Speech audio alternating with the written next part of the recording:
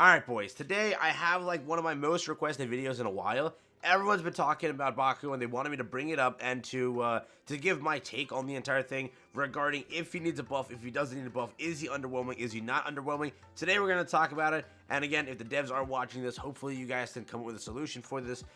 If you do deem this as a problem, as a lot of the community does.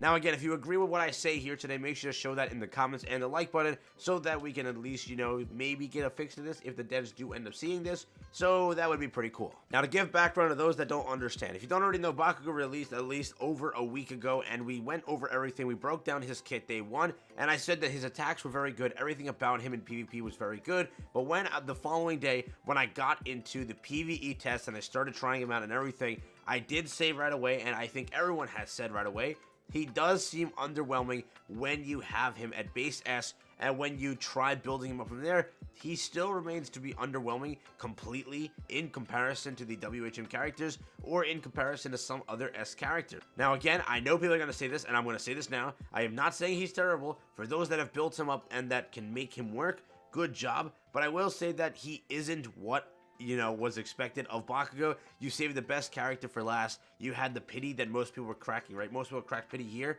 on Bakugo because they missed out on Todoroki and Deku. If they, failed miserably on those, they had pity here, and this was the one character they pitied out of the three, which I would definitely say he is the worst out of the three.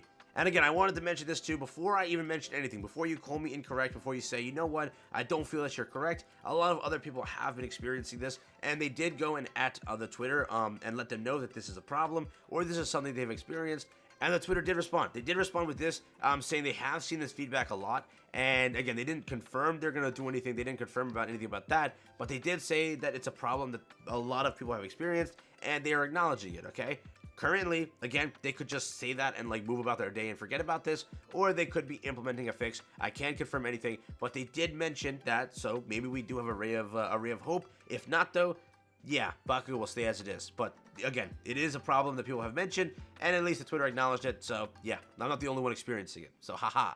Now, I'm going to say this now because there are two different aspects of this game. One is PvP, one is PvE. If you were to go and take Deku, Bakugo, Todoroki all into PvP, there is a big discrepancy between all of them. I will say the best one out of the three is Todoroki for PvP. His freeze is insane. It's guaranteed damage constantly. His flame, his E, everything about him is broken in PvP.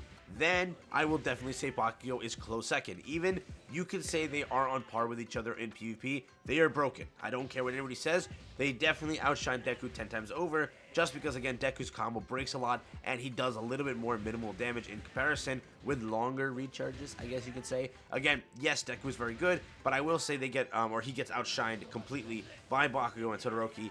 And yeah, that's just my opinion. With that being said, there was no fix needed for PvP. They were well done in each way. If you know how to play Deku, you can definitely work well with him. And he does really end up being, I guess you could say, quote, slippery. He literally, in every situation, can dodge an attack or break out of a combo very fast because of how he's designed. So they did well in how they made him, and he can be broken in his own way, don't get me wrong. But now, PvP is not what I'm talking about here today. I'm referring to PvE fully, and that is where the one and only Bakugo does not shine as bright as he could. Again, if you take it into comparison, I will say this right now. I'm going to show off some Warzone co-op gameplay. His AI is atrocious. Okay, I'm not saying that Todoroki's AI is any better, but what I have no idea how Bakugo's AI can flop that badly, but he ends up doing it. Okay, he ends up flopping.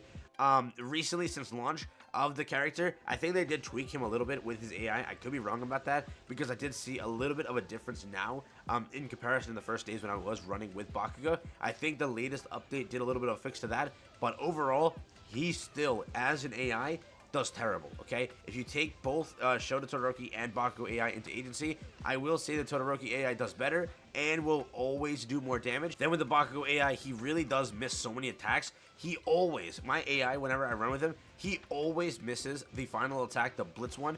It's atrocious. I don't even know.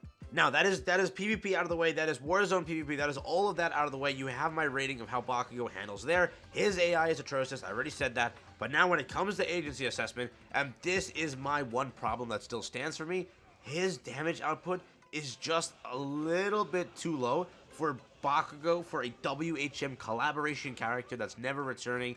he really, at base S, without building him, even when you build him, he definitely is average, okay? He is not like, oh my god, that is a character I want, that is a character I need. He's just average, okay? You can go and even argue, if you would like to, below average, but I will say he does decent in some ways. He does damage. I will say again, Shigaraki somehow finds a way to outdamage him. From my experience, you play as him, you know his rotation, you can do a little bit better, but overall, the problem with Bakugo is he feels like when you get into the air, when you do all of that, that is the mode where he shines and he puts out that damage, but at a lot of times, it gets a little bit clunky. You miss your shots, you miss blasting blitz, you miss something, then if you just miss that one thing, you've ruined everything. For example, Todoroki somehow pulls the characters or the enemies into his fire when he hits Q and destroys them. You really can't miss a shot when it comes to Todoroki, but with Bakugo, you can miss. And if you miss, GG's. You just lost like half of your damage output, which is crazy.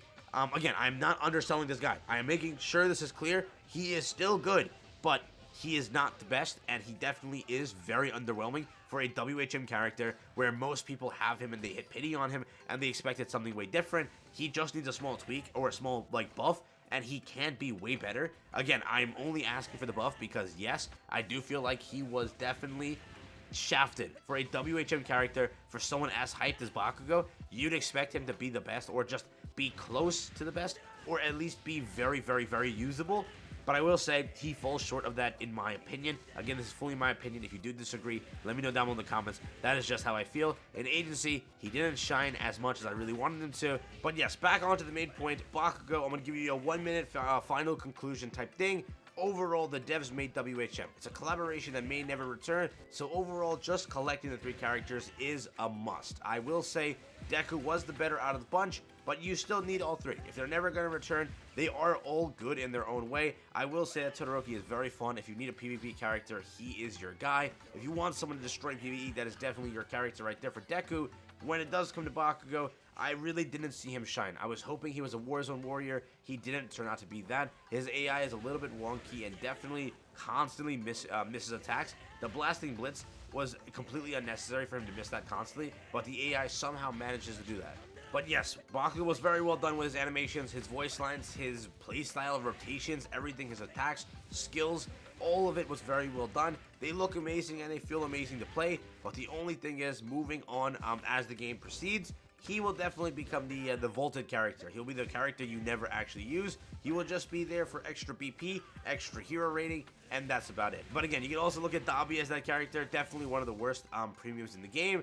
But again, I will say you have a WHM character. Bakugo only needs a few tweaks and he'll definitely be way better than he currently is. Maybe you just have to go and fix his AI, fix his rotation when he gets into the air, give him a little bit of a damage boost, change one of his attacks, just scale his thing a little bit better. So many different things they could do. But again, that is fully up to the devs. We will see what they have to say on it. But again, before I leave, before I finish off this entire thing, I will say I am not underselling Bakugo. The only thing that I am saying is definitely for a character with WHM title, the collection thing, like he's never coming back. For a character that just for some stupid reason, like again, his AI being the problem, definitely when you get into the air mode, his damage output in comparison to others is just a little bit lower than expected, okay? You have many characters, again, not every character that turns into an S is going to be worth that title of S, or even the best. We're not expecting Bakugo to be the best, but I definitely feel that he turned out to be very underwhelming for a WHM character. Somehow, you made a character, in my opinion, this is how I feel, so don't hate me for this, the regular Bakugo beats him. I don't know how that's the case.